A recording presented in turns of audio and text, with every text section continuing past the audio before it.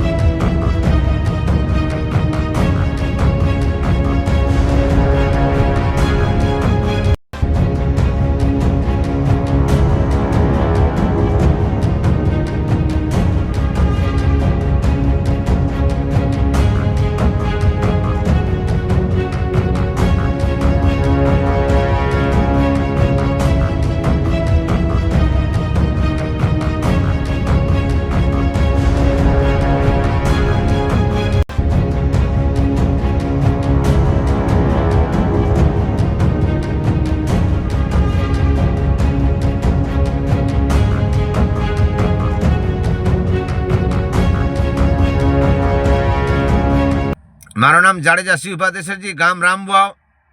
અત્યારે ભચાઉ કાંઠા વિસ્તારની અંદર કલેક્ટરનો ઓર્ડરથી જે અત્યારે મીઠાના કારખાના ઉપર 10 થી 15 20 ગાડી આવેલ છે ભચાઉ કાંઠામાં, પણ દેખાવ કરશે।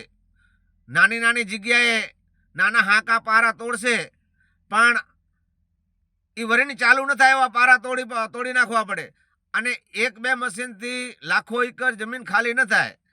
તમારે 10 દિવસનો ટાર્ગેટ રાખી અને 10-15 મશીન હોય ત્યારે ભચાઉ ખાંઠા વિસ્તારની જમીન ખાલી થશે, પણ અધિકારીઓ નહીં જ કરે। હું મોરથી કહું છું, આજે તોડવા આવ્યા છે, પણ હું મોરથી કહું છું કે આ અધિકારીઓ નહીં તોડાવે, કેમ કે સામે અરબો રૂપિયાની ફેક્ટરી છે। અને આમણે ભાવેશભાઈનો સોમનાથને સરસ્વતી નામનો કારખાનો લગભગ 35-36 હજાર એકડમાં છે, એ તોડશે નહીં। જીનદયાલ કંડલા પોર્ટના અધિકારીઓ ખાલી દેખાવ કરશે। અને બીજે નંબરમાં એ કે ગાંધીધામની અંદર ઝૂંપડપટ્ટીમાં દબાણ હટાયું, એમાં નાના નાના માણસો રહેતા હતા, એમને ખાલી કરાયું। હાલો દબાણ હોય તો હટાવવું પડે, પણ એને પૂરેપૂરો નાશ કર્યો છે। તો હકીકતની અંદર આજે ભચાઉ કાંઠા વિસ્તારની અંદર અધિકારી મળ્યા વગર આ બધું ખાલી કરે, પણ નહીં જ કરે। તમારે જોવું હોય તો જોજો, અગાઉ હું વિડીયો નાખું છું એટલા ભગું કે કંડલા પોર્ટના અધિકારી આ મીઠાવાળા ભૂમાફિયા હારે મળેલા જ છે એવું લાગી રહ્યું છે। અને અત્યારે આજે પારા તોડવા આવ્યા, પૂરા પારા નહીં તોડે, અને નહીં તોડે તો અમે એ જ કલેક્ટરના ઓર્ડર લઈ અને કલેક્ટર ઓફિસે આંદોલનમાં બેસશું। એની જવાબદારી કંડલા પોર્ટના અધિકારીની રહેશે, કારણ કે ગઈ સાલે એ તોડી અને પાછા એની ચાલુ કરાવે, નાના નાના હાંકા કરે છે, આખો પારો નાશ નથી કરતા. જે કચ્છની અંદર ઊંઠાનો ચરિયાણ હતો આ લોકોએ ભૂમાફિયાએ નાશ કરી નાખ્યો છે. પણ કંડલા પોર્ટના અધિકારી મારી ખ્યાલથી મળેલા હોઈ શકે એવું છે, નહીં જ કરે. અત્યારે તમે આ મીડિયામાં જોજો અને ખાલી કર્યા પછી મીડિયામાં જોજો, એ કારખાના ધમધમતા 10 દિનની અંદર હશે. અને અમે કલેક્ટરના ઓર્ડરને માને રાખી અને જો તમે ખાલી નહીં કરો તો અમે ભુજ કલેક્ટર ઓફિસે બેસશું. એમાં જવાબદારી કે ભ્રષ્ટાચાર કંડલા પોર્ટના અધિકારી જ હશે.